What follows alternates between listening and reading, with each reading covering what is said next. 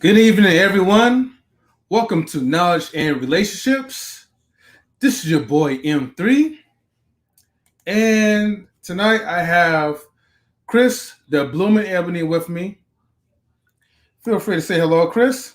Hi. And today's topic is called abusive relationships. Now, this is like a hard topic to kind of discuss because, in relationships, you have the good, the bad, and the ugly. But it never makes it any better when any form of abuse comes into play. And so, to me, like we want to talk about different variants of abuse because I personally feel like it starts off with the mental abuse because you have to get into the person's head first to break them down. And then it's like once they're in a vulnerable state, because you're using verbal abuse, to make them feel insecure and it hits the emotions. After that, it gets even more violent when it becomes very physical. And so, shout outs to First Lady Tammy, like for always like for the questions. We have like just 5 questions like to kind of go through, but this is also an open topic as well. Mr. Hall of Fame will be back shortly. But Chris, I just want to know, like, how you feeling tonight, and what's your thoughts about it? Yeah, this is a deep, deep topic. Domestic violence or domestic abuse is something that I feel like is being talked about more now with the rise of people talking about mental health and just social media in general, like people being able to go onto social media and ask for help. But I don't think that it's really, I think there's still quite a bit of stigma around the topic. And so I'm looking forward to hearing these questions, just to dive in a little bit deeper and have a conversation. Okay. All right, cool. Oh, hopefully I feel my allergies hit me again, but not this time. No. All right. So I guess I want to ask the first question, and we could just carry off from here. So the first question is, Let's see. Why do you feel are some reasons why someone who is in an abusive relationship would rather stay than leave? Mm. I think that's a good that's really a good question. And welcome, Queen. How you doing? I'm good. All right, all right. Thanks for joining the live stream. So we're just start off with the first question of why do you feel are reasons why someone who is in an abusive relationship would rather stay than leave. And you know what's interesting when when I was searching for like I was just googling pictures like from Google, and I was trying to find a thumbnail to kind of match the topic, and I just type abusive relationships, and so every picture that I've saw so far, you know, it always just showed pretty much a woman being abused by a man and not the other way around. And then if you type in the definition of abuse, they'll give you certain examples of pretty much, you know, how should you use the word abuse, or how would it mostly sound like? And so it always starts off with, oh well, he's being verbally abusive or he's being aggressive for something, but it's never she. So it was just intriguing just to kind of like think about it. I think the whole world thinks that we're like the abusers and only women goes through so much abuse. But I know that's not part of the question, but it was just something that just kind of came to my mind. But anyways, what's your guys' thoughts? Do you want to go first, Queen? Oh, sure. I think, well, Mario, I think what you just said, I mean, M3 is very important. I think it's a sexist stereotype that we have that men can't be abused and women can't be the abusers. Mm-hmm. I think people have the ability to abuse someone else. Doesn't matter what your race, gender, sexual orientation is. It doesn't matter. Um, but I think people stay in abusive relationships. I think because they have been broken down mentally and, you know, um, to think that, oh, they're going to change. Oh, it's not going to happen again. And then, Mm-hmm. thinking that, oh, well, I'd rather deal with this than be alone. So I think Right. it's, I always say, I think pimps are the ultimate motivational speakers because they have broken someone down to think and abused them and scared them to the point where women think that the only thing they're good for is laying on their back. So I think that's the same thing with abusers. It's Mm-hmm. like a breakdown of someone mentally, their self esteem, their self worth, their value, separating them from family and friends, like have broke that bond. So Mm. it's almost like they have nowhere else to go. And then sometimes it's financial abuse where they're not working or they have control over the money. So they're like, whoever it is, male or female, oh, you're not going to go anywhere because you're not going to make it on my out there without me. So I think there's several layers and several different types of abuse. But I think it just starts with a like mental and emotional, and then Mm. it gets to physical, you know. So yeah, that's my thoughts. Yeah. Good sharing. And I didn't really think about the financial abuse as well too, because, well, like I said, there's so many different variants of abuse. It just, you know, which one is more effective, Um, Chris, what were your thoughts? Yeah, I completely agree with Queen. On the other hand, too, it's not only people being broken down; it's people who also who never learned how to build themselves up. And so when other opportunities come along that can take them away from that abuse, they don't think that they deserve it, because a lot of people are naturally programmed to kind of question um, the question of things that come question their blessings, basically. I was listening to someone speak today, and she Mm-hmm. was saying it can be as simple as like someone gets a check and their mail and their name's on it, and they're questioning if they should cash a check or not. And they're like, oh, I don't, Mm-hmm. and they come up with really odd reasons, like, oh, I don't think I'm allowed to cash it because I'm a woman, or I can't cash it because I have brown hair. And like they find all these reasons to kind of block themselves from the blessing that's right in front of them. And so, like, on top of women or men being beaten down in these relationships, I also think is before they got in this relationship, they didn't take the time to build themselves up enough to know what else is coming their way, to be able to identify those opportunities and take them when they show themselves. Um, Mm-hmm. and then when it comes to what you're saying about men, I completely agree. They're actually saying that men are a lot less likely to report abuse.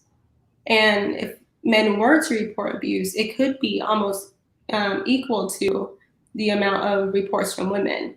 And so men could be getting abused just as much as women, and we just don't know because they don't report it because of the ridicule, the fear of embarrassment, shame, being told that they can handle it by themselves, and also not having the resources that women have at their fingertips.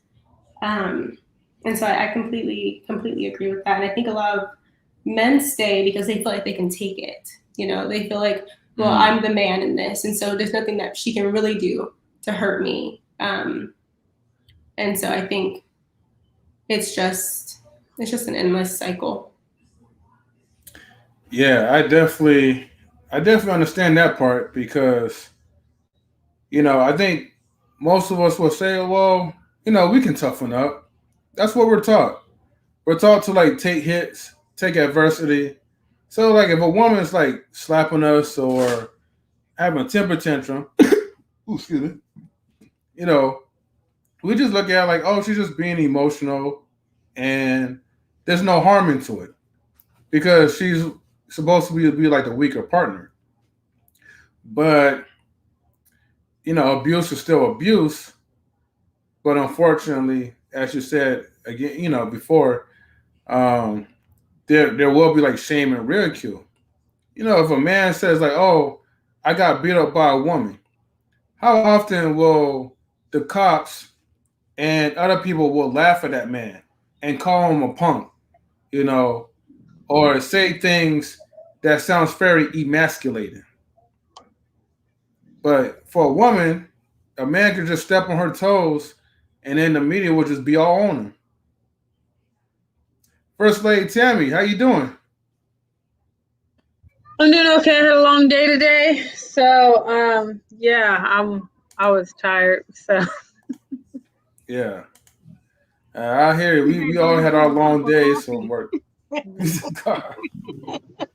it was long. It was the first day of school, so it was Oh, the first day of school for long. you. Yeah, it was a long day. So yeah.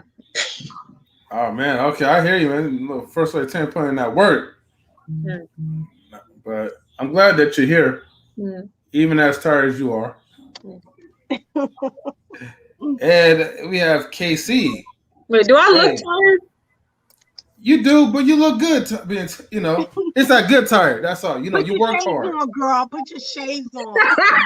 No, no, no, no. We don't have. We don't need Hollywood Tammy right now at this moment. Oh, don't put Put your no, shades not the on, girl. shades, not the shades. No. I'll be okay. I'll be okay. All I right. may have to step away for take a phone call, but I'll be okay. No worries. Okay. Before I read like the first comment in the chat, just want to welcome KC into the live stream. KC, thank you for joining in. You're welcome. Hey, Casey. Hey, everybody. And let me read this first comment for a second. I was gonna say Adam. Hi. Is it true most abusers were abused themselves? Hmm. Yep. That is a good question. And then Steel Rider says, I got a neighbor who'll be putting hands on his wife. I think he has mental issues. Mm. Okay. Let's tackle on like the first question. And that sucks too, Steel Rider, just to let you know. I'll get back to you in a second. But is it true that most abusers were abused? I didn't think about that. I Ladies, what you think think? uh, Oh, I'm sorry. Go ahead. I believe it's yes for certain types of abuse and no for other types. Like I think like physical abuse excluding sexual abuse. The abusers were typically abused when they were young. But sexual Mm-hmm. abuse typically, I think for at least men, it's no, not always. Were they sexually abused when they were young? Yeah. Okay. Um, I think. Oh, go ahead. Go ahead, no, Tammy. no, I was gonna say, I think that, I don't know, like, I think that not necessarily most. I feel like there are some that there were abused themselves, but they may have witnessed it or grew up in a household where that's just how things were. So in their mind, they think that's what they should be doing because that's what they were used to seeing. So I think, um, I don't know. I think that it just does depend. But I do think that if it's not that you were abused yourself, it's a matter of you've seen that you've grown up in a household where that's just how it was. So in your mind, that may be how it needs to be. So Okay. And then Uh, Queen, you had something to say, right? No, I was gonna say I agree with First Lady that I don't think it's necessarily the person has to go through it. They could just experience it. It could be in their community. It doesn't even have to be in their home. I think the music videos, the movies, it all plays a part in Hmm. your development and how you view male female relationships, dominance, like all of that plays a part. It doesn't, you don't necessarily have to go through it in your own home to, or even go through it yourself. It could just be something that you see, or something that has um, impacted you and controlled you. It's almost like how they say, I watch a lot of Special Victims Unit and you know um Well, from Lifetime. no from Law and Order Special Victims Unit. mhm. And a Okay. lot of it is, I remember there was one episode about, this guy and um he went and raped a girl who was doing stuff on the video. And he was like, well, you acted it out on the video. And she was like, but that doesn't mean I wanted you to. So he snuck in her house and actually raped her. And Mm-hmm. his mindset, a lot of times we don't realize that the stuff you feed yourself is the stuff that you kind of let out. If you're feeding yourself a lot of violence and a lot of demoralizing things, or oh, put a woman in her place, and you jump on the bandwagon mentally, especially if you're not mentally mature enough to develop. So yeah, I think people are very impressionable, unfortunately. So yeah, I don't think most abusers abuse. I think they have been taught that somewhere in their life. Mm. KC, what's your thoughts? well, I don't have the data, and I really don't like to speak on things that I am not sure about. But I would say anecdotally, I've always heard that abusers are usually abused in their past or have been abused in their past. Are you guys hearing me? Yes, Yes. yeah, we can hear you. Okay, just checking. Right. So, just like what Queen said, I agree with her totally. Doesn't necessarily mean that you were abused as a child in your particular home. It could just be the things that you align yourself with, the things that you watch on a constant basis. that helps to form your view on how you relate your disagreements, or how you relate your dissatisfaction. Hence why I am on the fence where um, beating is concerned. Because if I beat my child, I am teaching my child that, hey, when you do something that I'm in disapproval of, this Mm-hmm. is the consequence. You are going to be spanked. I'm going to hit you, and hitting is a form of violence.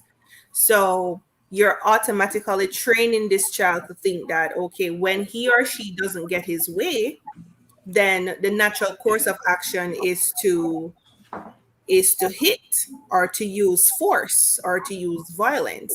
So it is definitely a matter of socialization, how you were socialized, whether as a Mm. child or as an adult, the things that you believe in. So if you believe in speaking to somebody verbally, you believe in just being mean, which would be considered verbal abuse, then that's just what you're going to do, because that's what you've always done. And until you expose yourself to something different, that's just what you're going to continue to do. And it's going to be normal for you. Right, right. So basically, like all this, like I guess it's safe to say that is learned behavior, right? Definitely learned behavior. Okay. Thank you all for sharing that. Um, okay. Well then, like in this number two question, excuse me, how where is it? How do you think you can handle a domestic violence situation? Hmm. Can I take that one real quick? Yeah. This is like there's no rush to it. Go for it. um, de-escalate, de-escalate, de-escalate, de-escalate. If it is that you find yourself in that situation, because let's face it, we never know when something can go south. You can be with a perfectly calm person, you think this person has it together, you'll never expect that they would like go crazy on you, but it can happen. So if you find yourself in an argument and it's getting heated, um I would say the moment you realize the other party is getting really angry, then Mm. you should do whatever it is to neutralize the situation. Because if you continue to feed fire with fire, then it's gonna become explosive, and you're gonna find that physical abuse might come into play. Mm. Right. How diffusing the situation. So Okay. Using a situation.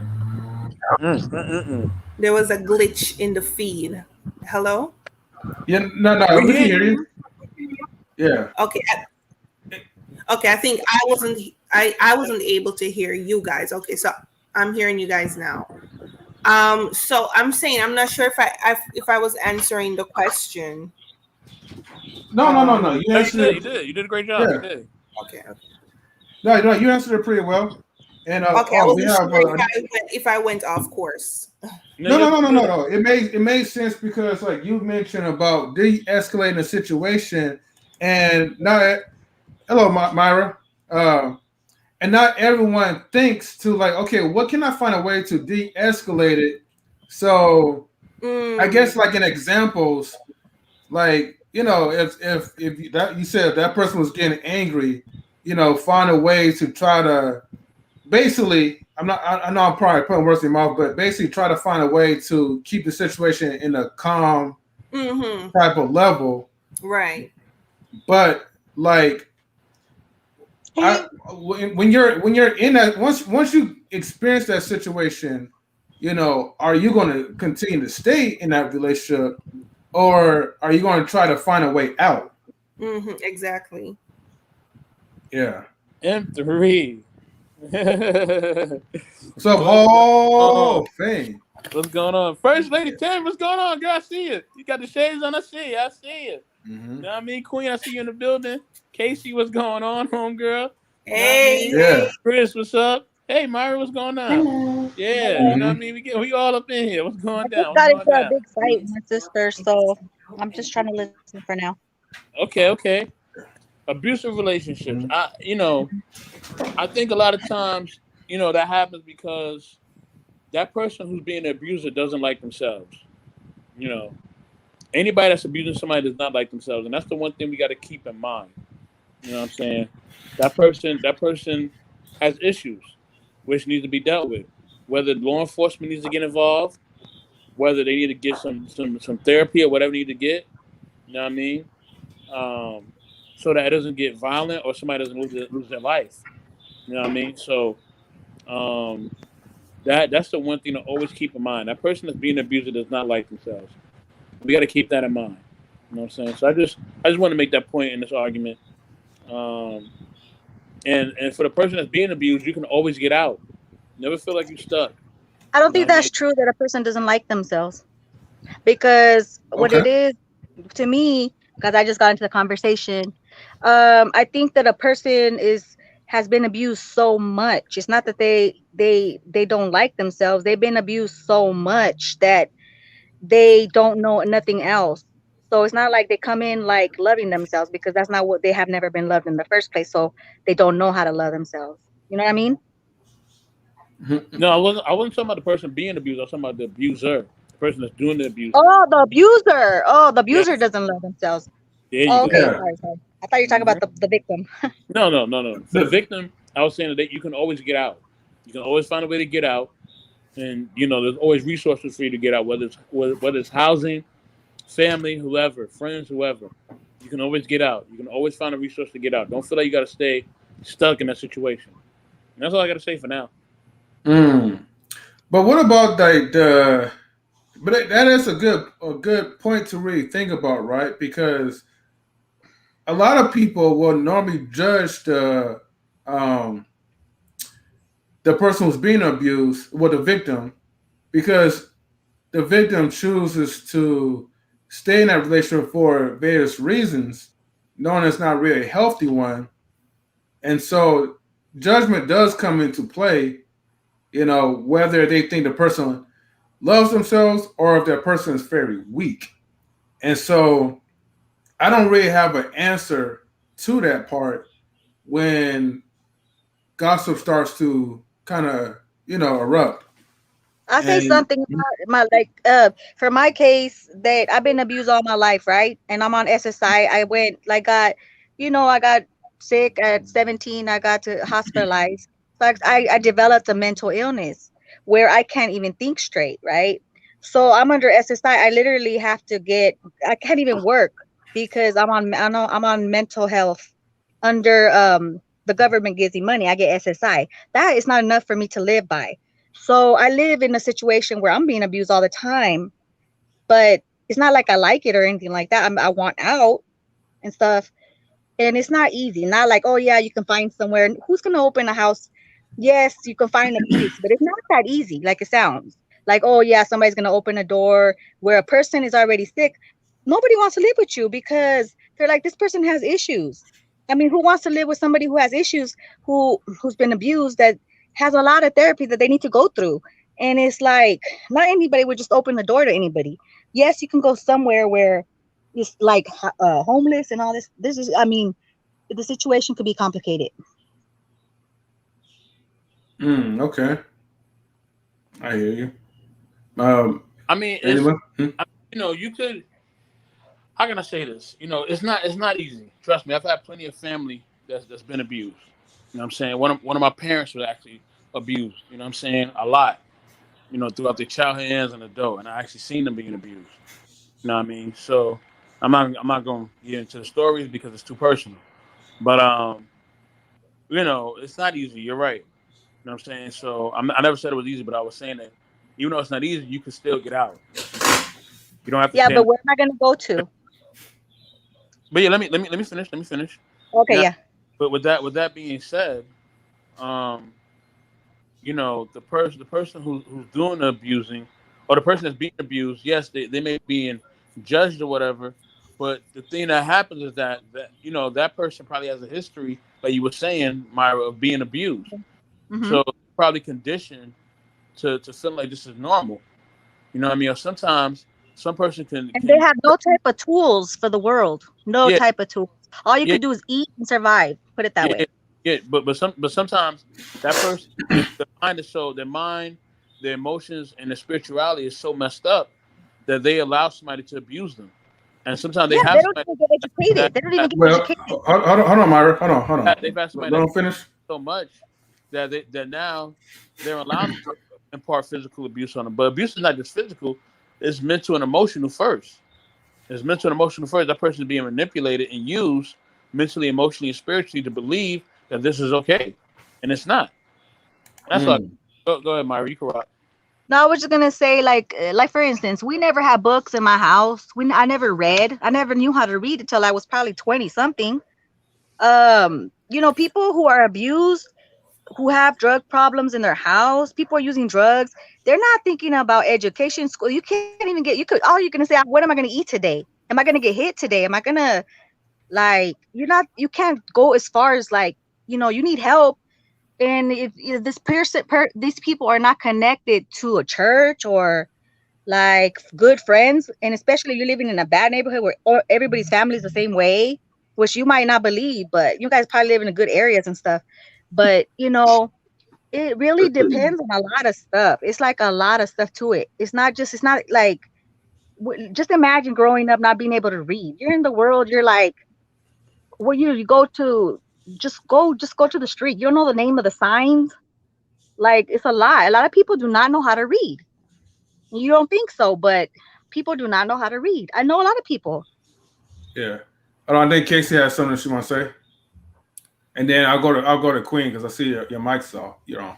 And I'm Excuse me. Mexican. I'm Mexican, so I'm saying it from a Latin point of view. I mean, my friends, like, when I know now because I grew up, but I can go to the store when they don't looking for the shoes. They're waiting for the person to attend them because they don't know how to look at the they don't know how to read. Trust me. Okay.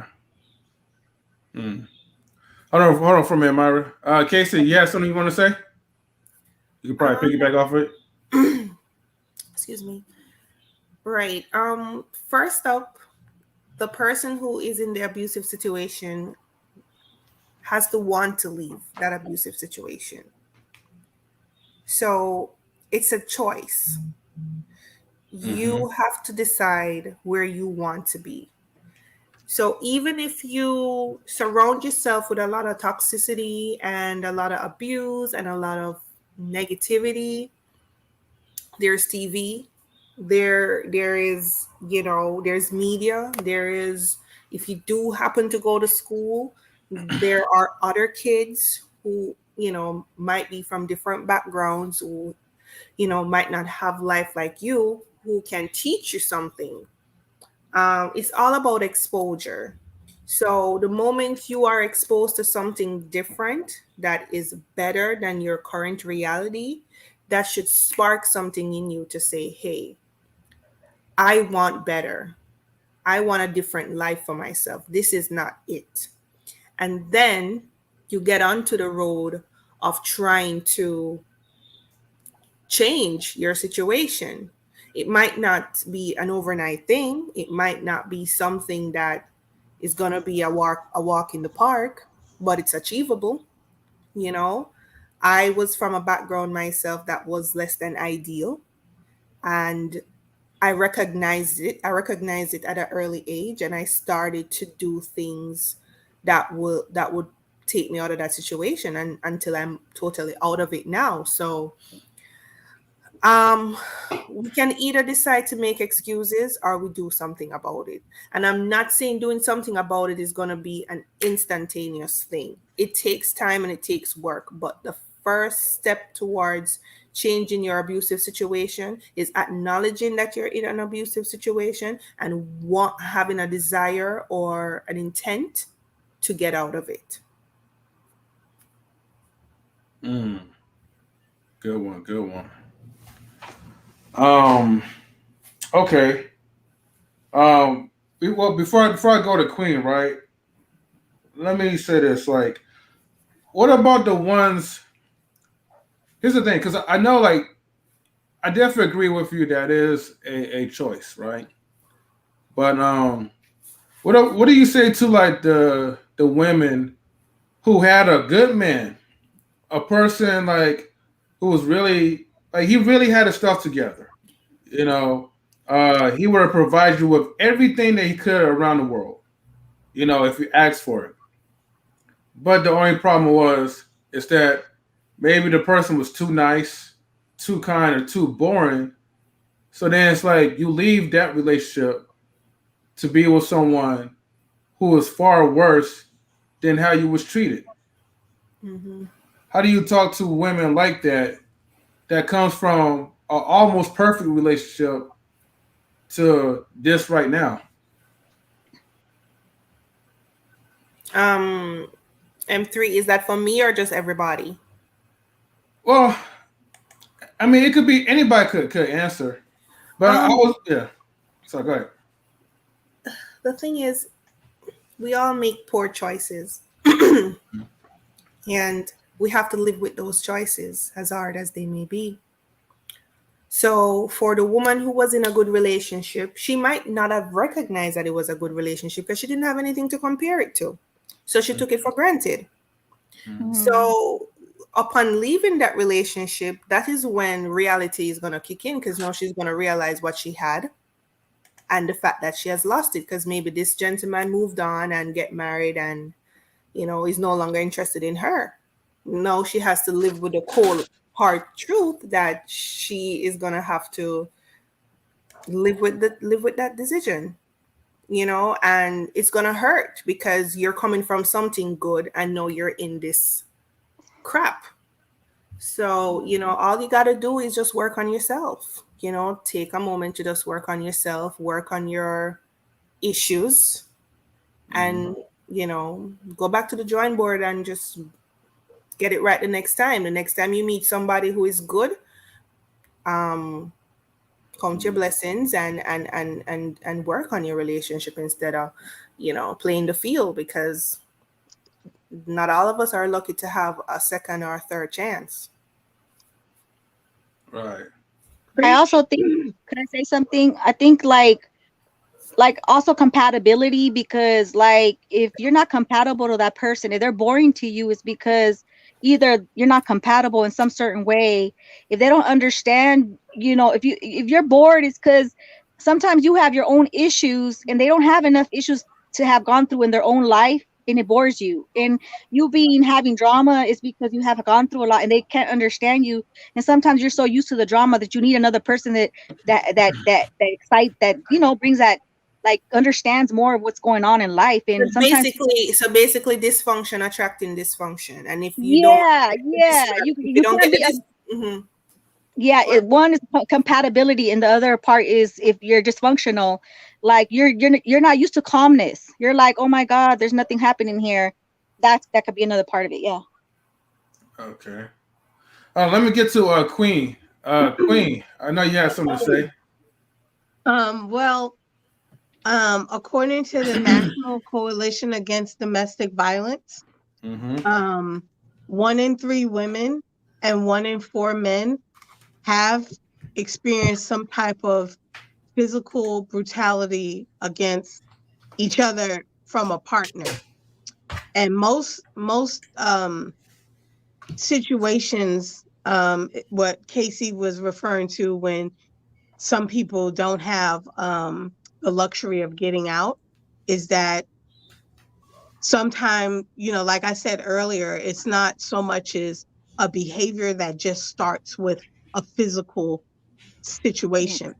There's a great movie called Preacher's Kid, and it has Tank and Latoya Luckett in it.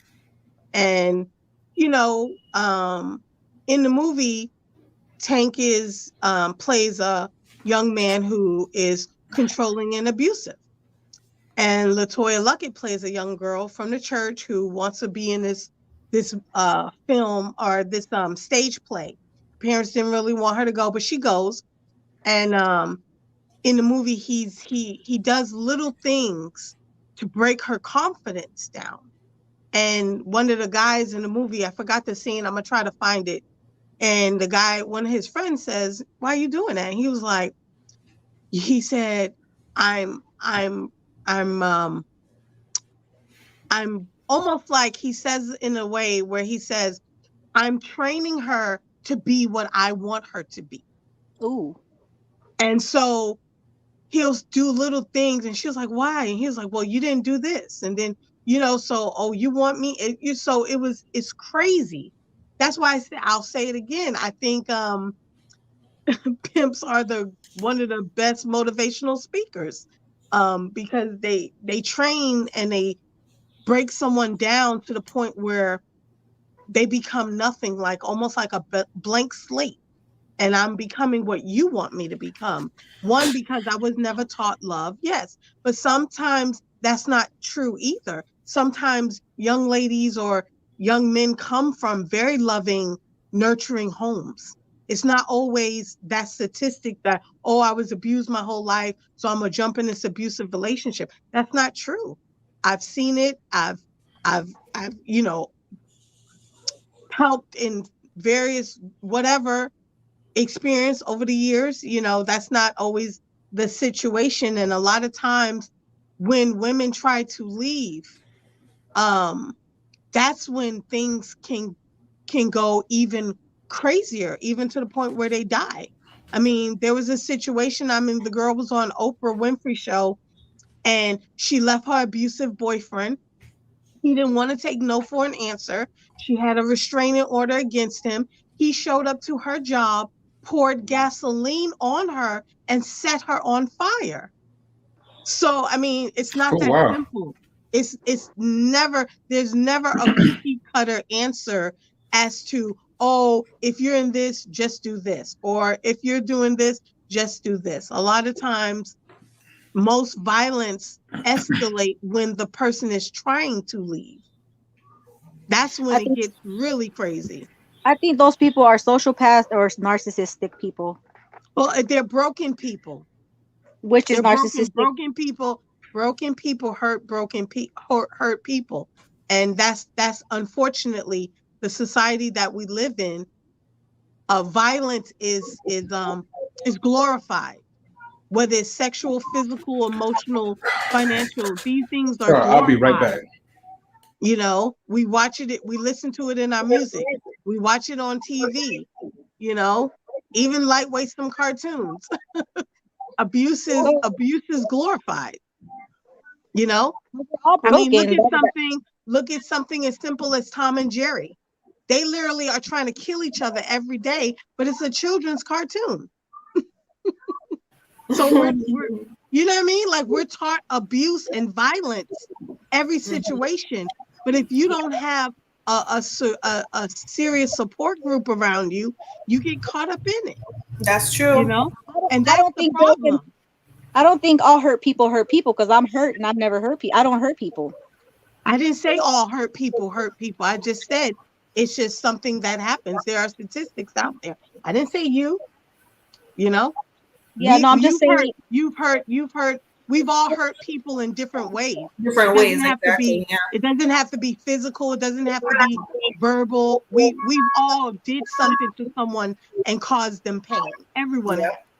Yeah. Yeah. So that's what I'm saying. If you don't have the support group around you, there's no way to filter out all of the junk that is fed. That's why I appreciate how I grew up, sitting at the dinner table with my family, talking about my day. The TV wasn't always on.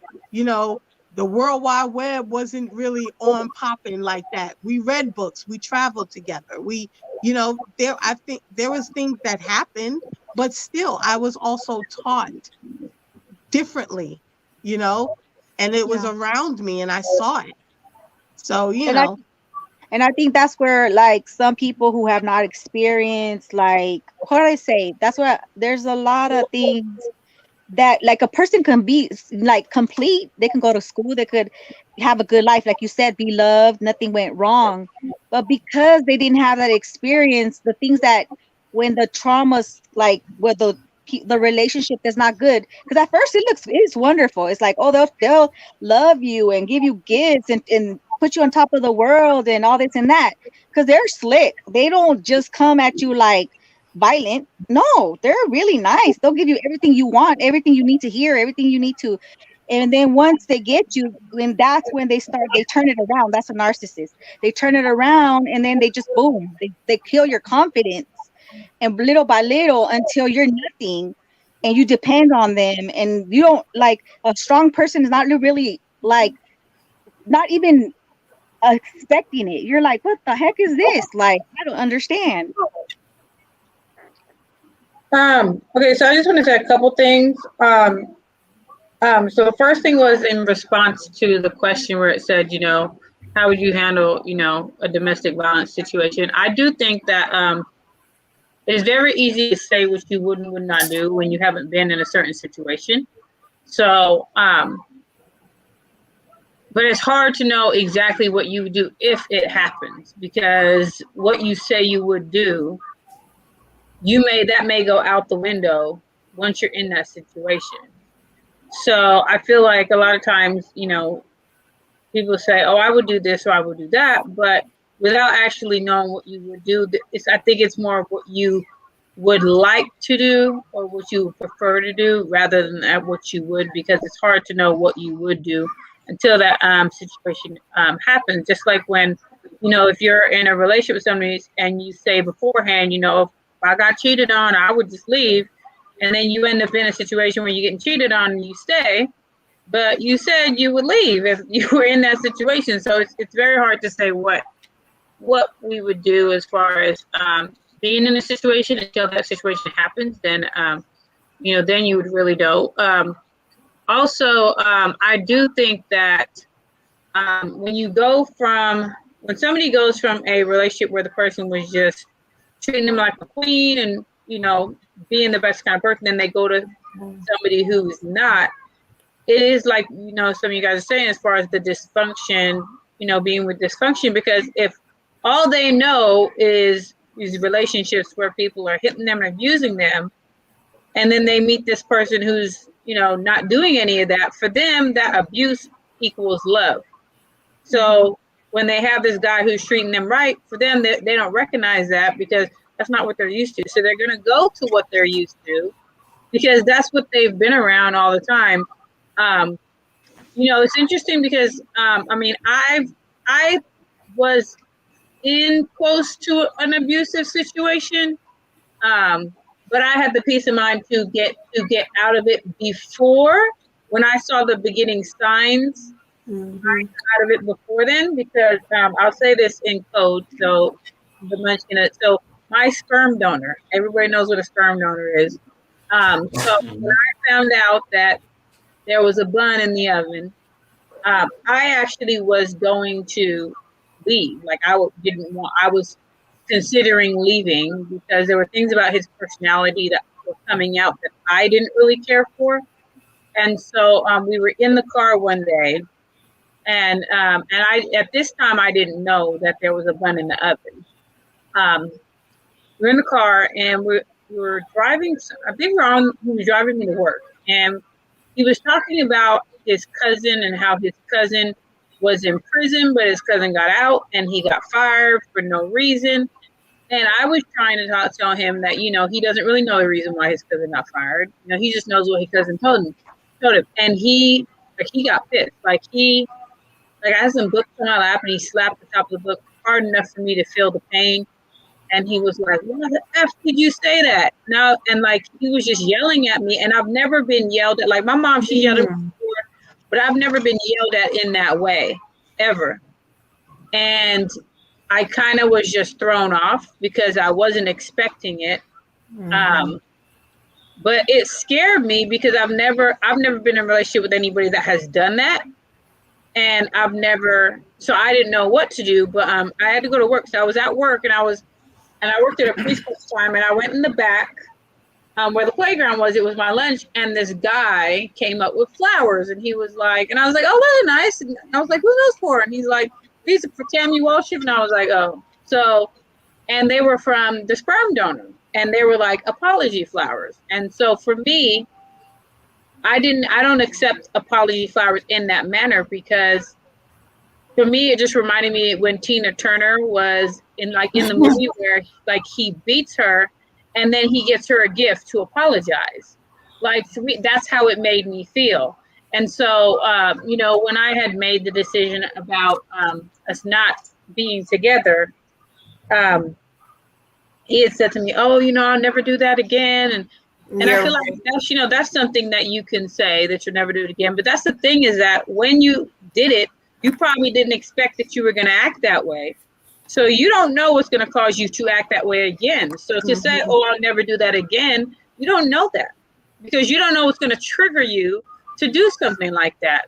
And I had a previous relationship before that where the guy, he was I really, really liked him a lot. I'll say a lot. And so he was upset with me because he seen something in my phone, which really wasn't anything, but he read more into it than he needed to. And he said to me, his exact words were, "You're lucky I went through anger management, or I would have thrown you over the balcony." Like, he said those exact words. So that's the thing, is that, even in those situations, before I had been in it, I said, "Oh, I would do this, I would do that." But even like the one with the sperm donor, like, I was very thrown off. Like, I didn't de-escalate it or anything. I just kind of was, because I was so surprised that it happened, and I couldn't understand why. I didn't know what to say or how to react or anything like that. So so it is easy to say, "Oh, I would do this or I would do that."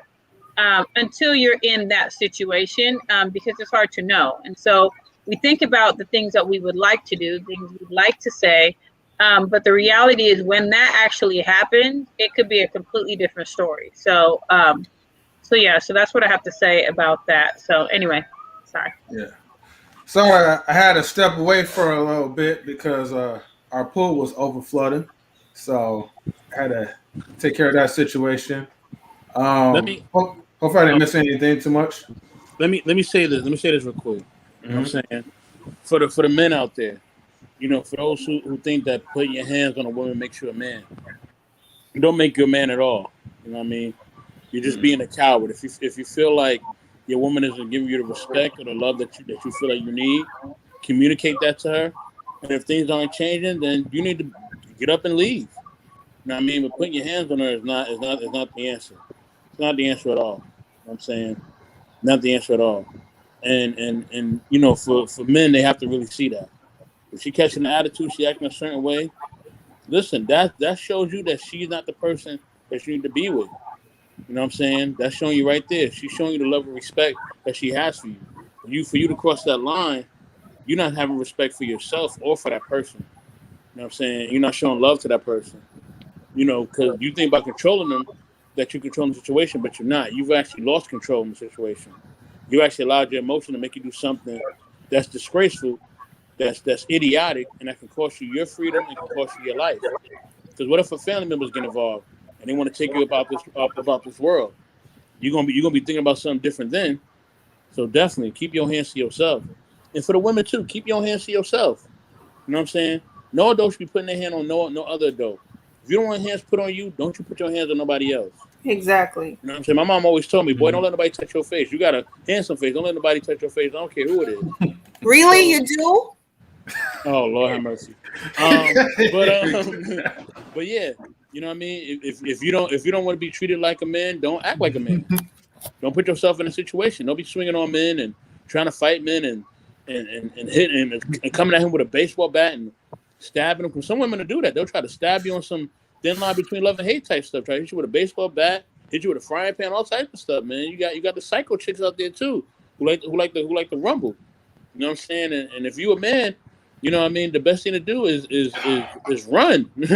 You see her come with that frying pan, leave immediately. That Well, means it's time to I want to go. give props to So, her You know. because she left. She stopped talking to him because that was exactly the right thing to do. Because I know I had two narcissist best friends, and I didn't realize what they were, but they would apologize, bring you flowers, bring you balloons, and they hug you. And I've never got hugged before, mind you. So to me, I would be like, "Oh, okay, I forgive you." But it's good that she said, that's about it because they will keep doing it, and they will keep doing it and doing it and doing it, and they will not stop, and they will not stop, and those are what they are narcissists. They will come after you until, I mean, until you put a stop. Then the only way is get away when those type of people. So well, that's a good thing she did that. Yeah. well, let me ask you this Can I though, finish my right? point though, in three, real Oh, quick? okay, yeah, I go just want ahead. to. I'm sorry. Mhm. So yeah, if she acting like that, it's time to go. You know what I mean? Mhm. Some women will try to manipulate and do things, you know what I mean, to try to get you to act out or try to get you to be something like that. And you women who do that, you females who do that, you need to stop doing that because you're putting that man's life in danger. You're putting yourself in danger. And then if he reacts on you, then you're looking at him like he's a monster. No, no, no, no. You're doing behaviors that put yourself in a situation. So both partners got to respect and love each other. It's not just a man thing; it's a woman thing too. Nobody's been putting their hands on each other. That's just really Mhm. crossing the line completely. And once that happens, then you need to go. You need to go. Just like a Mm. woman could pack up your stuff and tell you to leave. If she's trying to fight you and all that, pack up her stuff and tell her to leave. You ain't gotta stay because she a woman. No, you get up out of here too. Anybody putting their Yeah. hands on somebody, you get the door. You get the boot. Goodbye. Or you need to leave them. Either way. You know what I mean? Somebody need to be exiting the facility before somebody really gets hurt. That's what I gotta say.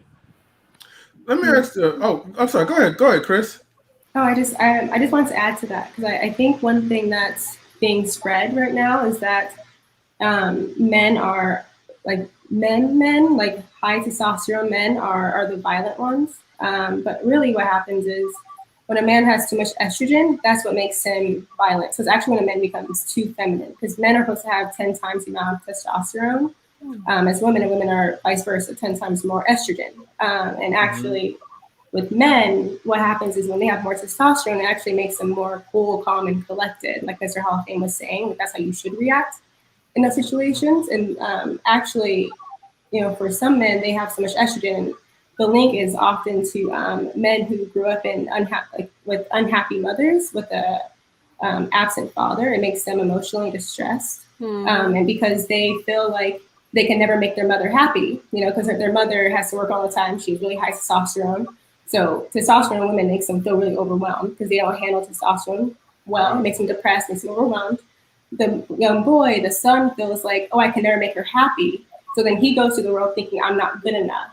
And so he takes everything kind of personally. And then when he responds in a negative way, it typically comes out as rage or violence, which is why a lot of school shooters come from very odd households. Like the dad is, maybe abusive or absent, and the mother's unhappy. And so I think that's really interesting. Like this idea of toxic masculinity is actually backwards. It's actually men who have toxic femininity who are causing Right. all of the issues. Men need to be more masculine. Men need to boost their testosterone. So, and of course, it's not all the time. Of course, I'm sure there are some men who are really high testosterone who are still, who still take advantage of women or other men. But typically, testosterone is necessary to keep men in a healthy mindset and state. And so the idea of toxic masculinity and too much testosterone causing a lot of these violent situations and issues is actually pretty much a myth. Mm, okay. That Um, is, that is I, interesting. Oh, Wait, hold that That on. Let me say something real quick.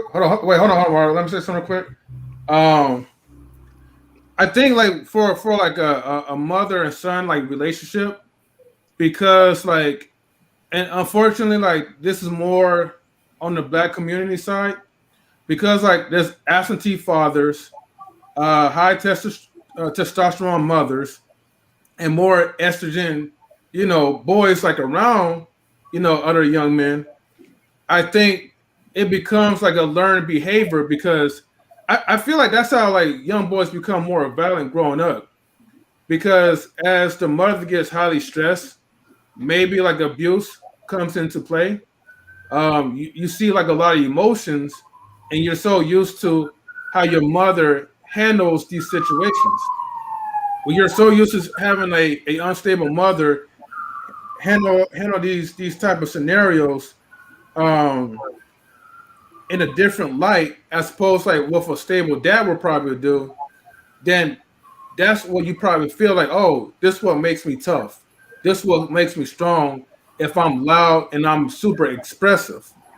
That's why I kind of get a lot of times when you have like these type of bullies, they feel like the louder you are, well, see, the louder they are, the more tough that they'll be. Until you show them by action, then it's like you see them in a different type of way. And unfortunately, I feel like the older generation, like we call them the OGs around the block, really failed the young man to really show them true masculinity. Instead, it's like, okay, well, let me introduce you to the weed life. Let me introduce you to the sex life. Let me introduce you to the drug life or whatever, the gang life, you know. And I feel like that's how like a lot of, like young African American men get messed up at. Because it's one thing to like have like, live in a single parent household, but you got to make sure that you grow up with both parents that's emotionally stable, where the man in the household is emotionally stable enough to check the wife whenever she's feeling stressed. And I'm not saying put her down in a negative way, but checking her emotions before it gets up there. That's all I gotta say. So can I say something real quick in three? Hmm. Um, so I wanted to say, as far as like not putting their hands on anybody, like Mr. Hall of Fame says, I feel like um, some women need to understand that not all men think that they won't ever put their hands on a woman. So women need to understand that there are men out there that are willing to put their hands on you. So Hmm. do not, because you have it where, and I've seen videos where you have a guy who's walking away and she's walking right behind him, saying all kinds of stuff, hitting on him, beating on him, and he's trying to get away, and she's doing things to try to aggravate him and push him to that point, so he will. And then you have where people comment like, oh, he shouldn't have did this, should have did that. And the thing is, like, you have to understand that not all men will not put their hands on a woman. If you push him to that point, that might have been what he thinks, but you push him to that point and his mind might change. So, women just need to be aware that, you can't have that mentality that, oh, he's never going to put his hands on me, because if you decide you want to push him to that point, he may decide to put his hands on you. So just, being very mindful of that, and not having the mentality that, oh, I can say whatever I want because no matter what, he's not going to put his hands on me, because you might push him to that point where he will decide to put his hands on you. So that's what I want to say about that. Okay, Queen, you have something you want to say? I want to say that unfor- you know, unfortunately, I think a lot of times what I've been researching is that we don't even really know how much abuse happens because so many people don't report it. So, it's only the ones who report it that you find out, but it's not, abuse is not something that, especially domestic violence, it's not something that is a cultural thing. It's not a income thing. It hits everyone. Um, but most people don't report it. It said something like 34% of women who have been abused, or only 34% actually go to the hospital. So Hmm. not even people who get abused get the attention that they need. And it's the domestic violence intervention program said that abuse occurs 2/3 of all marriages. So even in marriages, stress and stuff that happens. But I think what First Lady said, I always remember. I think my mother said this. I can't remember. Or my sisters. I have older sisters. Everybody got a fuse. Mm.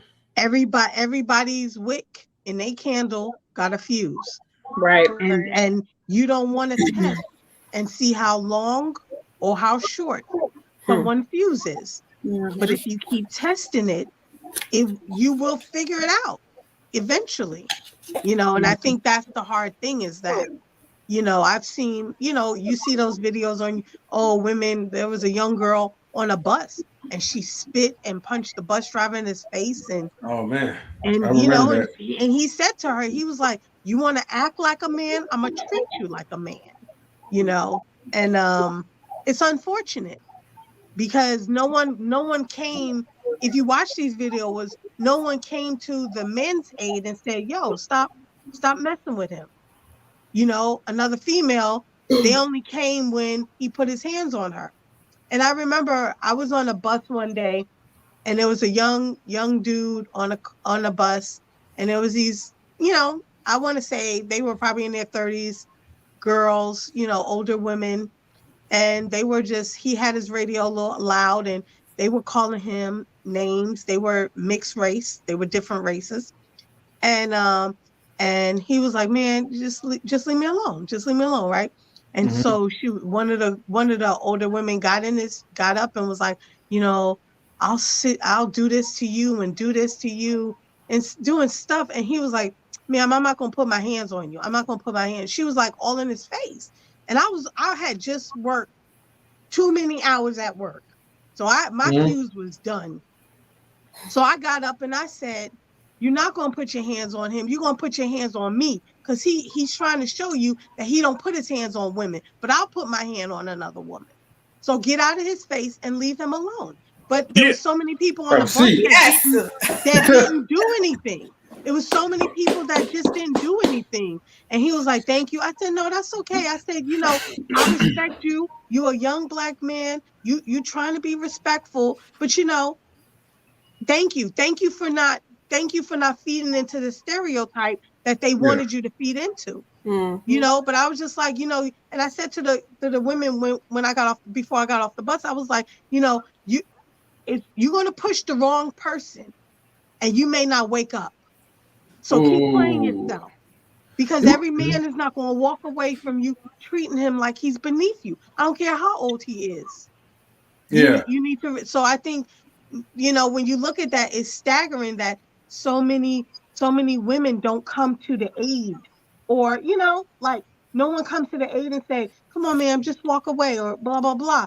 But they'll come to the aid when the guy puts his hands on her. And I think Right. at that point it's too late. You gotta treat people with respect. And I think we just have a culture that's just, I don't know. I don't understand where the morals went, or any kind of standards, because it just seems like they're all out the window. Everybody want to go viral, I guess. I got something to say. First and foremost, right?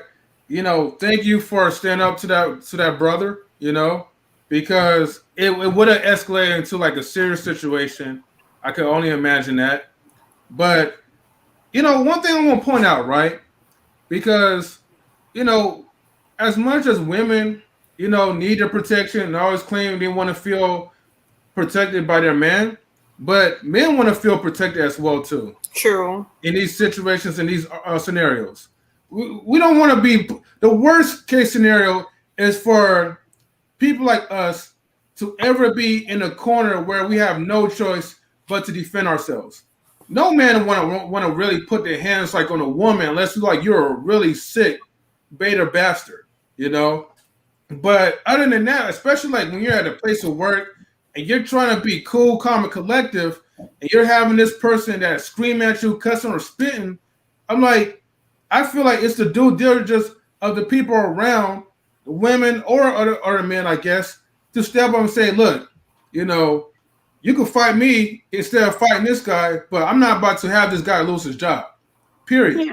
You Even know, even M3, just like, I don't know if you saw that video of, it's a young black girl. I think I don't know where it was at, but it was like a McDonald's or something. And the older white mm, guy grabbed her by her shirt, and there's two other black men, her coworkers, standing right there. and she's punching him, like punching the guy in his face and his chest to get him off of her, but nobody grabs him. So he thought it was okay as an older man, because he was like in his 50s. He grabbed her and like kind of like yoked her up, and she's like punching him, but the other guys are just standing there. So that's another Yeah. thing too. Like Mm-hmm. no one thought it was important to intervene. Like that could be your little sister, that could be your mother, that could be your daughter. Like everything is, oh, let me just stand back and videotape it and upload it to World YouTube Star. so I can get Yeah. some views. And I think it's sick how we've put human dignity as a viral video. Yeah. Yeah, I would have had to beat the guy off for her, and then probably beat those other guys too. That's like filming and not doing anything. I mean, it's just some Could I things that say you just don't something? do. Could I say something?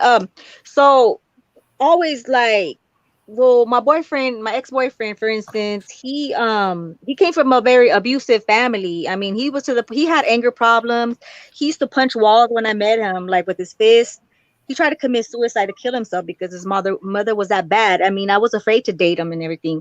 So it's like knowing the person that you're with, like it's very important that you know the person, like communicate with that person from their childhood. Like how did you grow up since your childhood? Because anybody, like they say, it could be a woman or it could be a man. It's not even a man or a woman thing. I wouldn't put it as a girl, as a guy. It's a human thing, like to get angry, to get, because you've been abused so much, you've been hit, whatever they did to you, you have that inside since you're small. And if you didn't get therapy, or if you didn't exercise it out, or if you didn't somehow take it out, you're gonna take it out someday. So you have to talk about what happened to you as a child. And so me and my boyfriend, I mean, like sometimes I would be like, I would have to protect him because he gets so angry, and I have to calm him down just by talking to him, though. But, putting reason into his head, and he never put a hand on me. Thank God. I mean, you never know in the future if he ever would. He never got to that point. I always would talk to him and calm him down.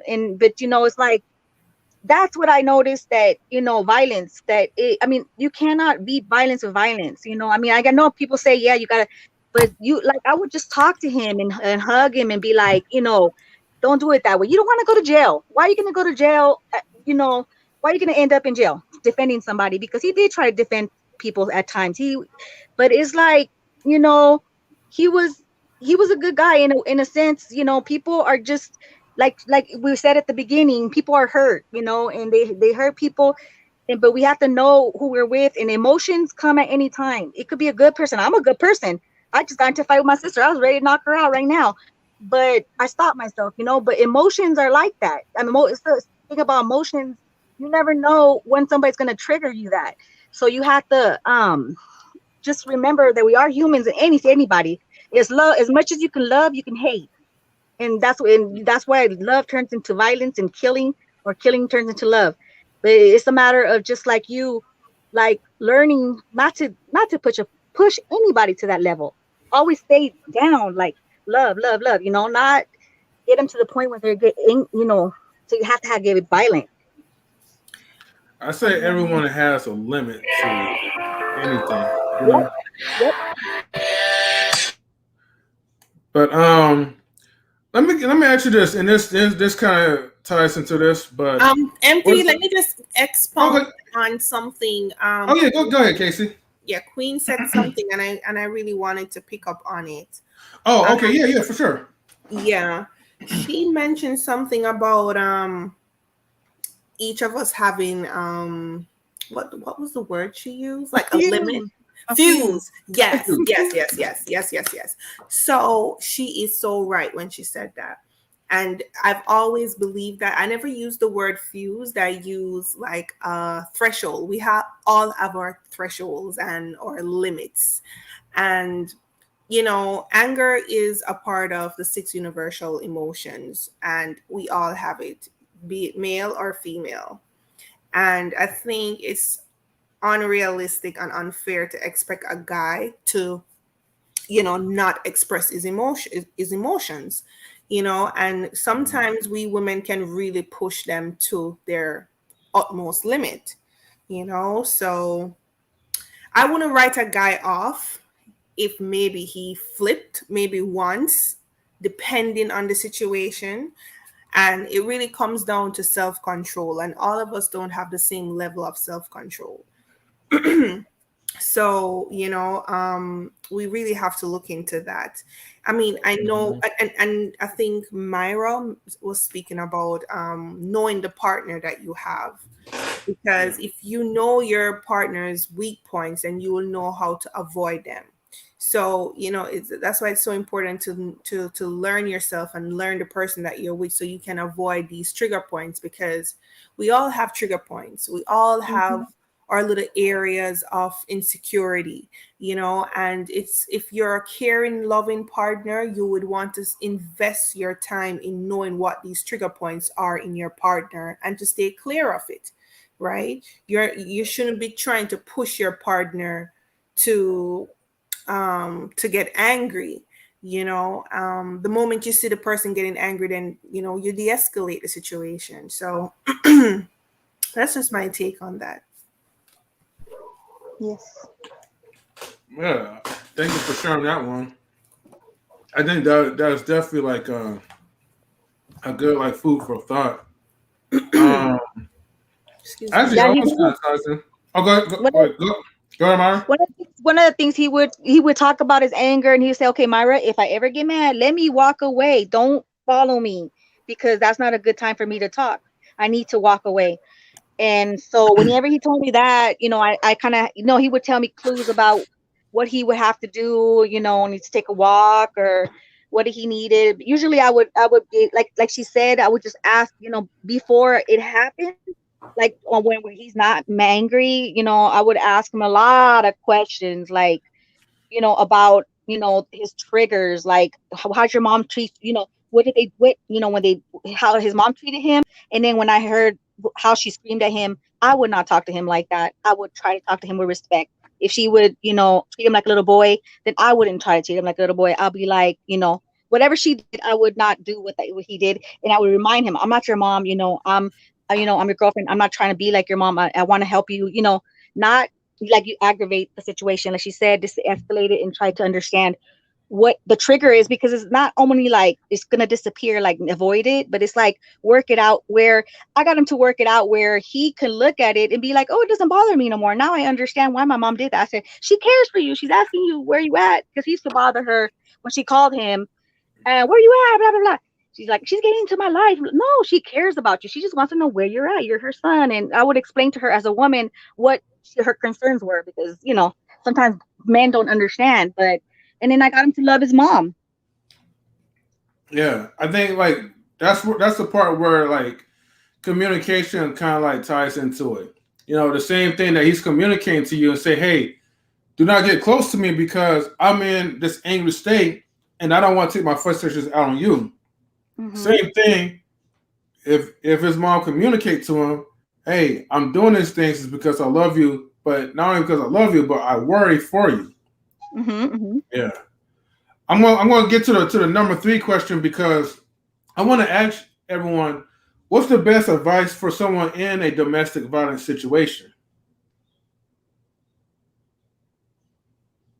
I think that letting them know that they have somebody that they can talk to, because I feel like I think that part of the reason why they may choose not to leave is because they're ashamed, Mm-hmm. and they know they should leave, but it's hard for them to leave, so they don't want anybody to. Because I think a lot of times when you try to tell somebody about something and then they don't listen, and then the thing that you warn them about happens, a lot of people have this, oh, see, I tried to tell you, if you listen to me. And like, you can't have that type of mentality when it comes to people, because a lot of times people know that they should have made a different choice, and they don't want to hear about how you were right and they were wrong. So a lot of times people won't go to somebody because they feel like they're going to be criticized, they're going to be judged, and they don't want to hear that. So reassuring them that you're supportive, that you're there for them, that if they need you, that they can contact you. I think like even sometimes that is enough. But just remember, you have to be sincere about it, because they're going to know if you're only saying that just to say it, or if you actually Mm-hmm. mean it. So I would say, like, for me, because that's kind of who I am, is that I'm all, and I had a friend who was in a relationship that wasn't healthy for her, and she knew that she could call me, and there were times that she did, and all I did was just listen, and I didn't give her advice. I just listened to her. And because I think somebody said earlier that, when you're ready to leave, you'll leave. And the thing about it is that as much as you might tell someone, oh, you need to leave that situation, you need to go, sometimes they're not going to go. So, my thing is that as far as advice is that I would just be there to listen to them and reassure them when I can that if they need something, they can call me. If they have a need, they can call me. Even, telling them about different things that can be of service to them, just so they know what's out there because they may not know what's out there.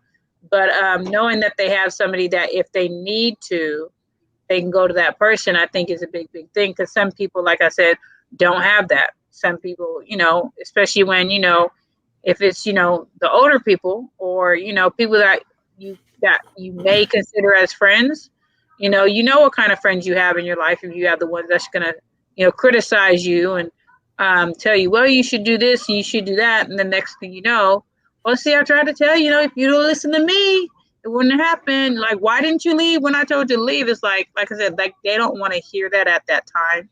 So just being there for them when you need to be, I think is a very, very big thing. So Mm-hmm. Yep. Yeah. Well said. Yeah. No one don't want to hear like that. I told you so type of friend.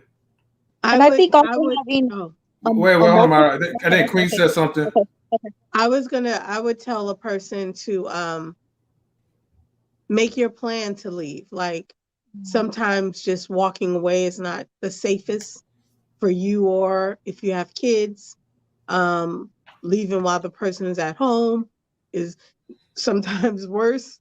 Um, but yeah, and provide them with resources and constantly tell them you're worth more than that. Like you're not, because that person is broken mentally and emotionally.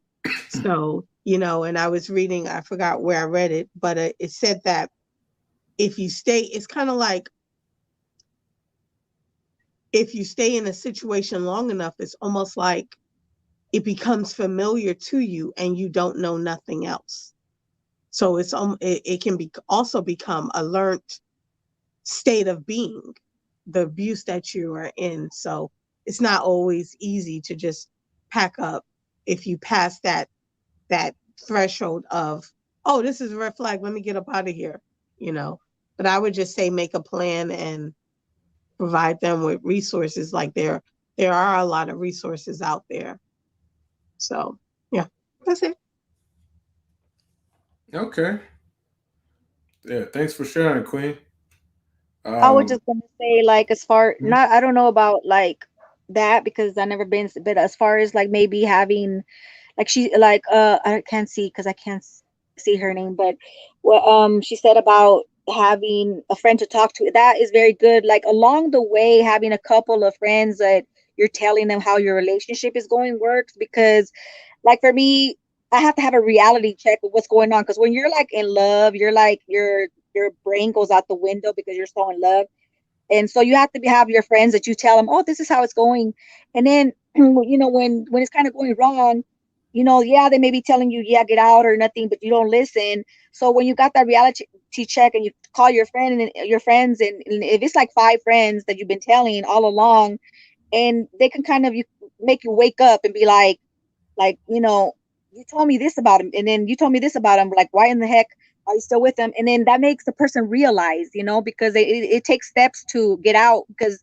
they're kind of like still in love, and it's hard for people to just like leave. So they have to kind of be convinced that this is not a good situation for you. Look, like you told me that this person maybe cheated on you. This person, did this to took your money or whatever. And then when you realize, you go back and you're like, wait, that did happen that couple, and because you forget sometimes. Well, maybe, I mean, I know I do. So maybe just like reminding the person reminding the person, this is what you told me about this. I'm not going to judge what was happening, but this is what you told me about this. And then they go, oh yeah. And then they kind of wake up a little by little, and and that's what gets them to realize, okay, yeah, I'm definitely leaving now. Yeah, yeah. Chris, you had any opinions, any thoughts? To be honest, I'm not sure what advice I would give. I guess I would consider giving a plan, but the person also I would just probably just ask them if they want my help, Yeah. and then I would have to figure out a way that I can help that would be safe for me as well. I wouldn't want to interject myself into a situation that could put my life at danger. Um, but yeah, it honestly depends on the person, depends on the situation that they're in, and they have to want the help, Yeah. and they have to be open to the advice too. Because I don't know, like it's such a difficult situation because I feel, I've never been in that type of situation where I've talked to somebody who's dealing with that. And so I feel like there's sometimes really no right way to go about it because either you can say too much, and then they end up pushing themselves away from you, and then you have no contact with them, and then you're gonna, and then something could happen, something you're gonna feel really guilty, and then if you don't say anything because you want to respect their boundaries, something could happen, and you can end up feeling very guilty. And I just feel like this is one of those things where I wish there was like a manual. I honestly don't know. I think my first instinct would just be to ask them, do you want my help? Do you want my advice? And then my dad's a cop, and so I'd probably ask my dad, what he would do. But yeah, that's a hard one. Well, I guess asking someone else for advice to try to help someone else out, I think that's a good way to start. Because unfortunately, sometimes we don't even have the answers to help someone. And I feel like for me, if I don't have the answer to help you, especially help give what you're looking for, then the most I could really give you is a listening ear. Take notes of the situation that that person's going through, and just reassure that like whenever you need further help, just call me and let me know whenever you're ready to make it happen. And that's the thing I could look at as um you know what, Mr. Hall of Fame, are you still here? Of course. All right. I want to ask you two questions, Mr. Hall of Fame, if you Go don't for it, mind. dog. All right. So okay, I asked the number three question. Like, what's the best advice for someone in domestic? Sorry, what's the advice for someone in a domestic violence situation? Okay, that's number one. That's number three. But number four is, do you think intervene in a violent relationship situation is a good idea? Why or why not? Oh, that's a good question. Um, Man, since they already answered number three, I'm just answering number four. Yeah. The ladies did a great job on that one. Answer number four. Well, it depends on the situation. You know what I'm saying? Mm-hmm. If the person that's being abused is asking you for help, and or you feel like in a situation where they really can't help themselves, then yes, please intervene. But if this person is gonna go back to that person, are they ungrateful? Are they gonna try to come at you for trying to get involved when you're trying to help them? Then no, let them get their head beat in. You know what I'm saying? And hopefully they don't get their head beaten to the point where they're facing, a life and death situation. You know what I'm saying? So, you know what I mean? You don't put yourself at risk if that person is not grateful, or they don't want the help, or they coming at you because you're trying to help them. You know what I mean? I got situations like that, with relatives. I'm not gonna get into it because that's a little too personal, but yeah. Mm-hmm. Basically, somebody was getting rock'em sock'em, you know. Me and my peoples went over there, you know what I'm saying? And homeboy bounced because he was smart, and that person got mad at me. Why? I don't know. You know what I'm saying? But at the end of the day, you know what I'm saying? With all that being said, you know, you can only do but so much. If that person just gonna still be with that person that's abusing them, you getting involved don't make any sense. You know what I'm saying? And even my old head told me, like, I don't know why you get involved. That person gonna just go right back to that person anyway. So I should just listen to the old head. You know what I mean? Just mind my Mm-hmm. business. And I was sleeping in my bed and they woke me up with this madness. Oh man. Saying I was asleep, chilling. You know what I mean? It was mad hot and hot outside too. It was the middle of summer, super hot. You know what I mean? And I'm sleeping in my bed under that good old AC. You know how that is in three. You know Mm-hmm. what I mean? Chilling. The AC They will wake put me you up to out of my sleep. sleep. You know what I mean? For this madness. I'm chilling. I got my money in the bank. I'm blessed. I ain't worrying about nothing. Y'all waking me up. You know what I mean? So at the end of the day, you know what I mean? You can just do what you can. If you can't do anything about it, let it be. You know what I'm saying? Because at the end of the day, why risk your life or wind up in jail for somebody who's not going to care or be grateful? You know what I'm saying? And at the end of the day, you putting your life on the line for somebody who ain't going to do the same for you, but who just want to take, and never give nothing back. Never give nothing back. Never do nothing for nobody else, but just want to take all the time. Nah, hit the road. You know what I'm saying? And a lot of times people are like that because of because what they were taught, how they were raised, and what they've allowed certain family members to put in their mind and in their heart. You know what I mean? And they have to get rid of that toxic behavior so that they can be a better person. Because if they don't, they're going to Mm-hmm. continue to have this toxic behavior. It's not going to go away. They're going to continue to demonstrate this and show this.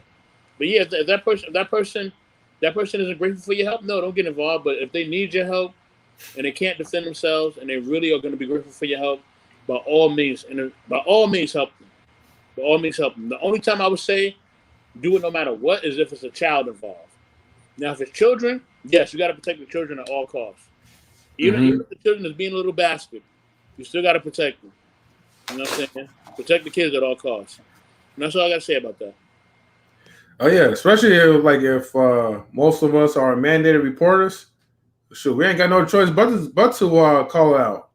You know, not that like I would like run and turn the cheek from a situation anyways. So, Yeah. but man, I mean that number four to me is like well said.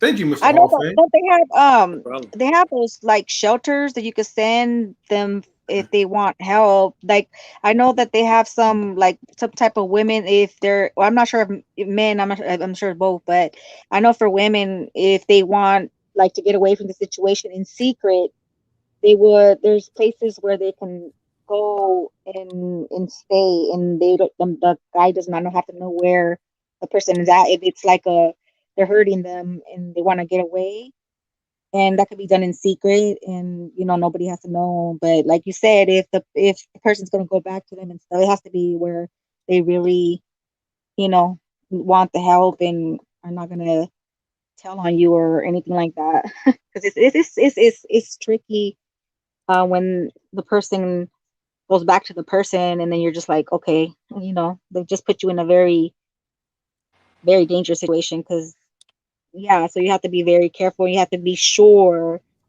or unless you do it in secret, like if you care for the person, but you have to talk to that person and ask them really, really, this is what you want me to do. Because I have been in that situation, and my friend's like, no, don't call, and I'm like, okay, I didn't know what to do, but she told me no, she told me don't do it, and but I've been with the children, and I had to do it, I had to, and Mm-hmm. so yeah, it all depends, like because yeah, now the parents want to kill me, but they're my relatives. But so just you have to be very careful about that. I didn't want to. Actually, my friend did it. It wasn't me. It was my best friend who called. But yeah, there's always that they're gonna come back and get you. So getting involved, I would just say do it in secret. Okay, okay. Thank you, Myra. Yeah. Let me get so all right, number five, right, which is like the final question. But like I said, this is pretty much a free type of conversation. But number five is if someone confide in you about a domestic violence situation, how will you handle it? I feel like it's partially been answered, but let me let me call out Queen first, then Chris, then Tammy.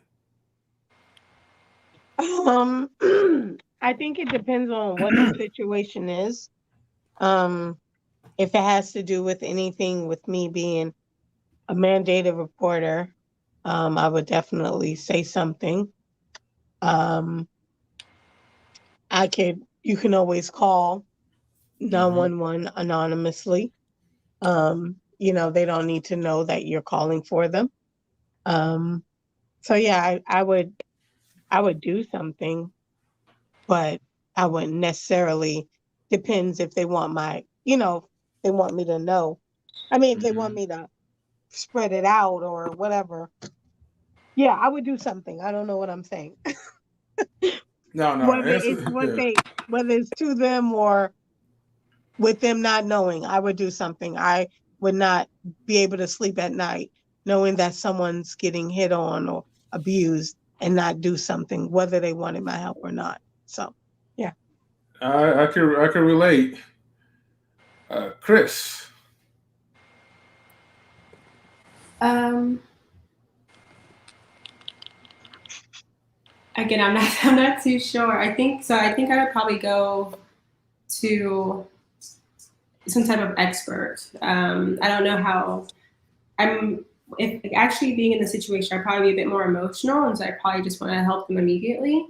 I may not be Mm-hmm. thinking very clearly. And so my first instinct would probably be to send them somewhere, like to not let them go home. Um, and if they weren't comfortable with that, then I'd have to reach out to other resources, to Mm-hmm. see how this situation should be handled to make sure this person, stays safe. Yeah, yeah. Okay. I mean, that's a solid answer. Um, you had any more thought? Oh, I was gonna say, yeah, any more thoughts? But you a minute. I know, I'll get it. Thank you. All right, all right. First Lady Tammy. Um, I like what Queen and Chris said. I like what both of them said as far as I like what Queen said as far as like a mandated reporter because I am a mandated reporter. So I definitely would say something to the right kind of person as far as contacting Mm-hmm. child protective services. I also like what Chris said as far as like talking to somebody who's more of an expert because you may not know what to say or what to do with the information that somebody gives you. So, so it is. I think it is a good idea that if you don't know what to do, talk to somebody who you feel is more knowledgeable about it, so they can put you in the right path of whatever is the right way to go. So I think that's a really good thing to say. I mean, if somebody confided in me, I mean, I would be I would be appreciative of the fact that they felt that they could come to me at all Mm-hmm. because even that is a big step because some people do not confide in anybody. Sometimes they don't say anything about what's going on. So I feel like in a way Mm-hmm. that's their way of asking for help because they Mm-hmm. chose to reach out. And Mm-hmm. even if you don't, just step right in and do something, I feel like it's almost a way of them just making you aware so you can make someone else aware.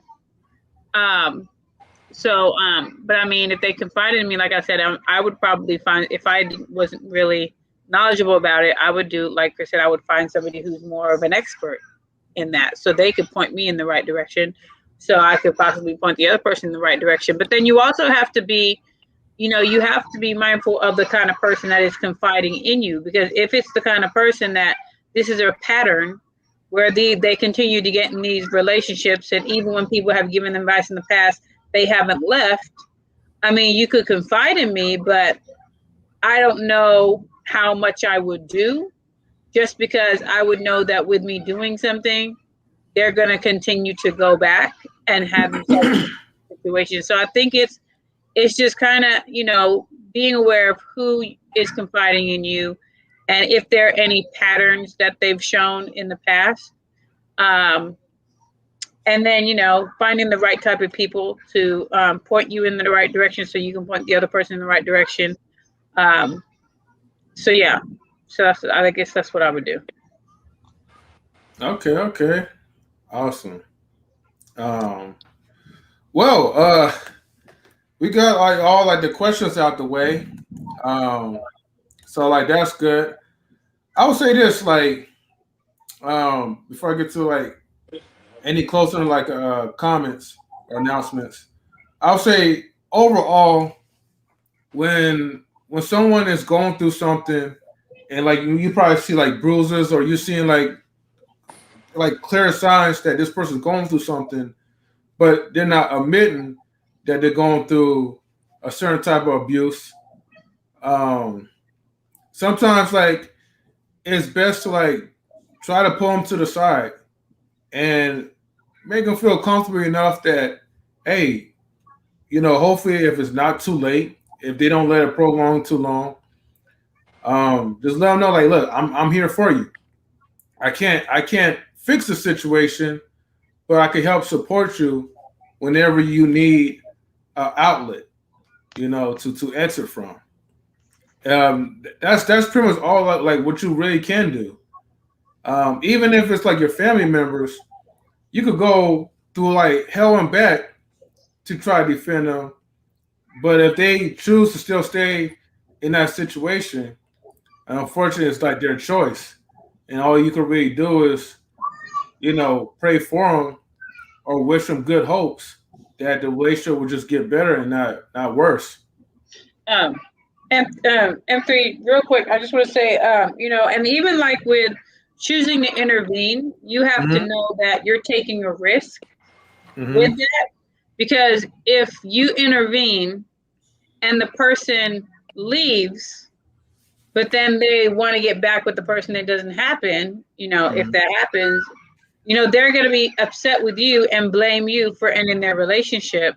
Why did you step in? Why did you do anything? Yeah, I came to say something to you, but you didn't have to intervene.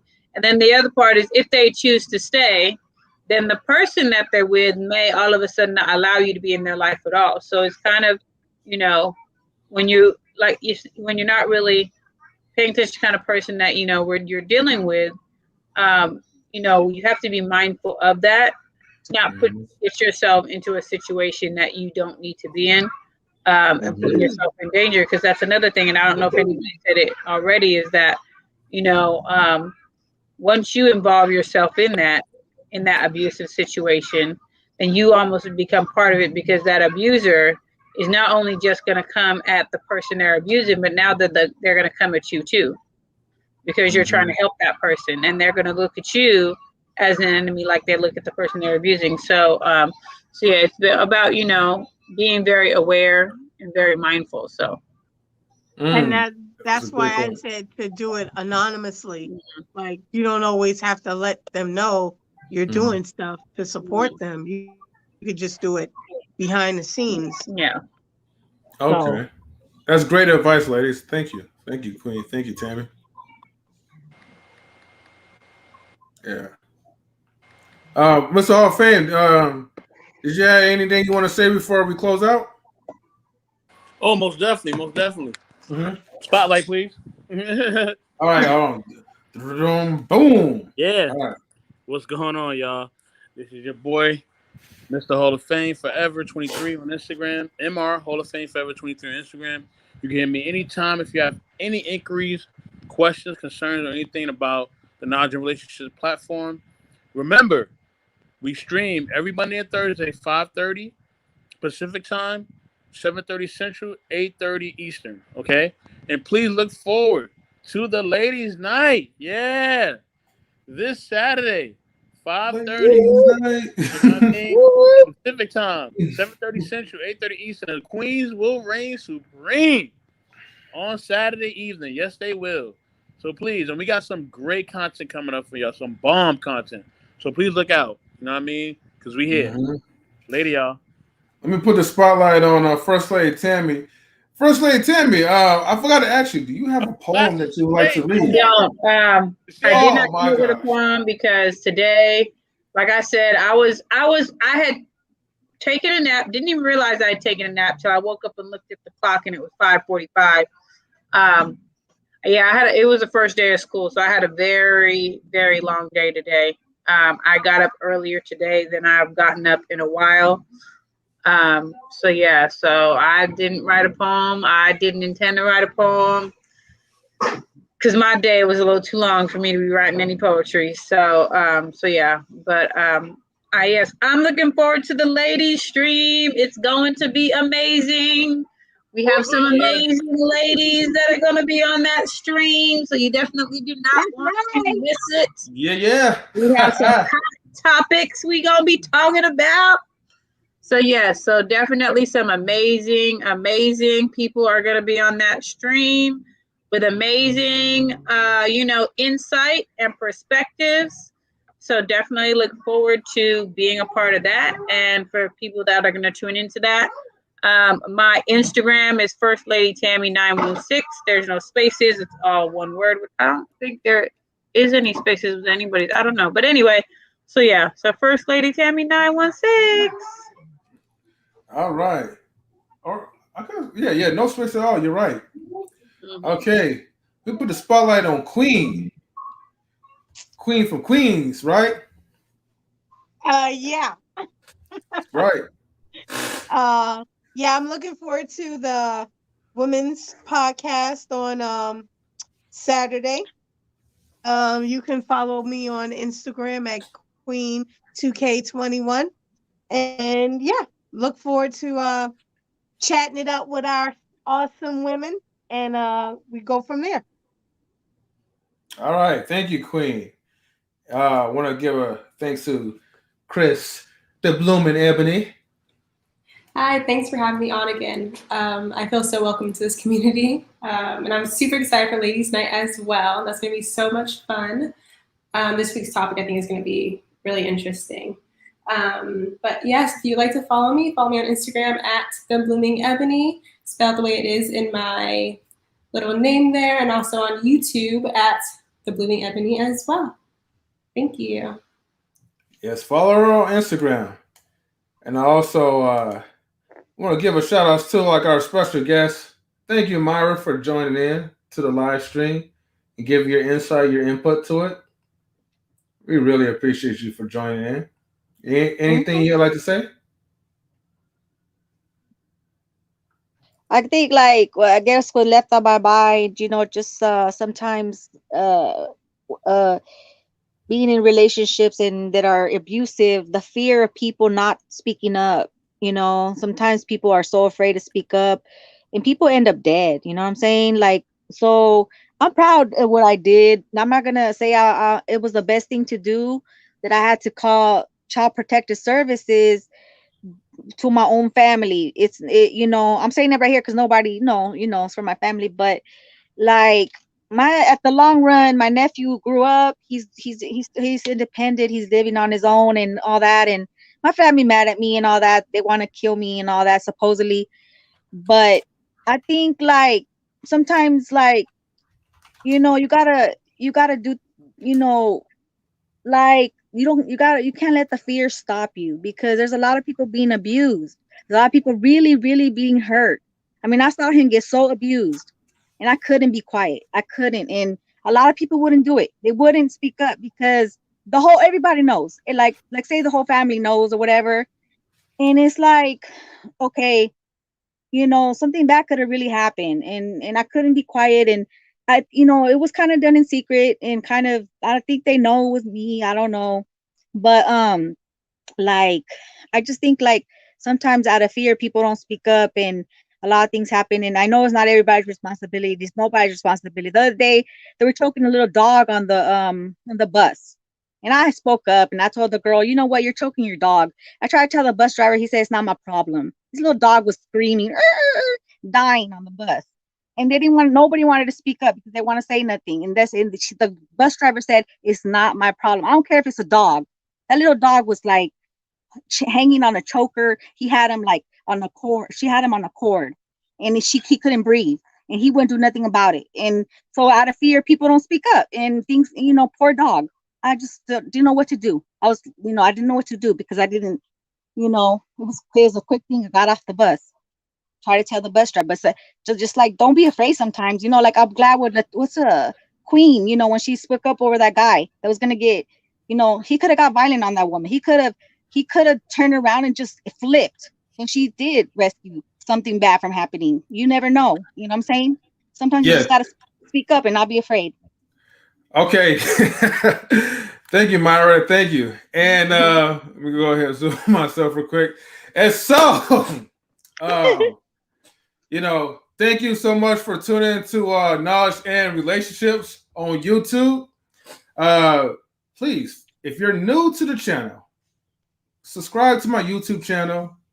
Like, comment, share all the videos. Shout outs to all my friends who's put their time on the line to make this happen. If it wasn't for all my friends and family, to put in the work, man, I don't know where we would have been right now. We're networking with a lot of cool people, you know. Kudos to Mr. Hall of Fame, you know. Yeah. We have like great questions. Kudos to First Lady Tammy, Gangster Yeah. Tammy, Hollywood Tammy. Thank you. You Thank know, you. all the names that we give to Tammy. Shout outs to Queen for Queens, Right. Queens reign supreme. Yeah. Mm-hmm. And it's always good to have the sweet presence of Krista Blooming Ebony. And it's also good to hear your stories too, Myra. So, with that being said, please, feel free to donate to the stream. Cash App, $ Mario Marion. When we do reaction videos, sometimes it's just for fair use. And correct Kashima, she's wrong, but she said ladies' night is at 6 p.m. Is it 6 p.m. or 5:30? It's 5:30. 5:30. Okay, so the ladies' night is 5:30 p.m. Pacific time and 8:30 p.m. Hold on, 6, 7, 8, 8:30. 8:30 p.m. Eastern time, and then the Central time will be 7, right, or 6:30 p.m. Now she got me all off with that one, but just know that Pacific time is 5:30 for ladies' night on Saturday. And she said women empowerment, and virtual hugs and all that. And crew, please feel free to stick around after the stream. But until then, make sure everybody, before anyone comes. Oh wait, hold on. I almost forgot. I would do myself a disservice if I did not shout out for Casey's Tush TV. Casey came into the stream like earlier before she had to bounce off. So shout outs to Casey as well. Follow her on her YouTube channel. As I said, Casey's Tush TV. So, anyways, get your minds right before y'all join in the live stream, and make sure you definitely get your minds right before joining the ladies' night live stream as well too. So with that being said, we are out, everyone, and peace.